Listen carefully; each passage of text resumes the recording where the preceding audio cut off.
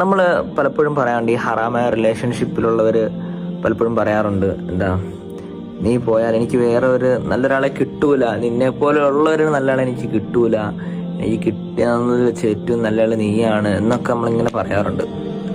പക്ഷെ അല്ലാഹു സുബ്ഹാനഹു വ തആല പറയുന്നുണ്ട്, മൻ തറക ശൈഅൻ ലില്ലാഹ്, അല്ലാഹു സുബ്ഹാനഹു വ തആലയ്ക്ക് വേണ്ടി ഒരാൾ എന്തെങ്കിലും കാര്യങ്ങളെ ഉപേക്ഷിച്ചാൽ, ഏതെങ്കിലും ഒരു ബന്ധങ്ങളെയോ ഏതെങ്കിലും ഒരു കാര്യത്തെ, എന്ത് കാര്യത്തെയാണെങ്കിലും അള്ളാഹ്ക്ക് വേണ്ടിയാണ് നിങ്ങൾ ഉപേക്ഷിച്ചതെങ്കിൽ അതിന് പകരം അല്ലാഹു സുബ്ഹാനഹു വ തആല നിങ്ങൾക്ക് അതിനെക്കാട്ടിലും ഹൈറായ സാധനമായിരിക്കും നിങ്ങൾക്ക് കാത്തു വെച്ചിരിക്കുന്നത്.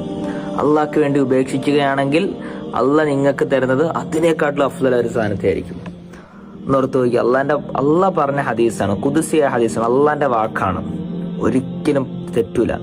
ചില ആളുകൾ ഇങ്ങനെ മെസ്സേജ് പറയാനുണ്ട്, എനിക്കിങ്ങനെ റിലേഷൻഷിപ്പ് ഉണ്ടായിരുന്നു, അതിൽ ഞാൻ മാറി, ഇപ്പൊ എനിക്ക് കിട്ടിയത് അള്ളാഹ് എനിക്ക് തന്നത്, ഞാൻ ഏറ്റവും വലിയ തൃപ്തനാണ്, ഞാൻ ഇപ്പൊ ആലോചിക്കുന്നു ആ ഒരു ബന്ധം മുന്നോട്ട് പോവായിരുന്നെങ്കിൽ എന്റെ ജീവിതം എന്തായേനെ, വേറെ വഴിക്ക് പോയേനെന്ന് അവർ പറയുന്നുണ്ട്.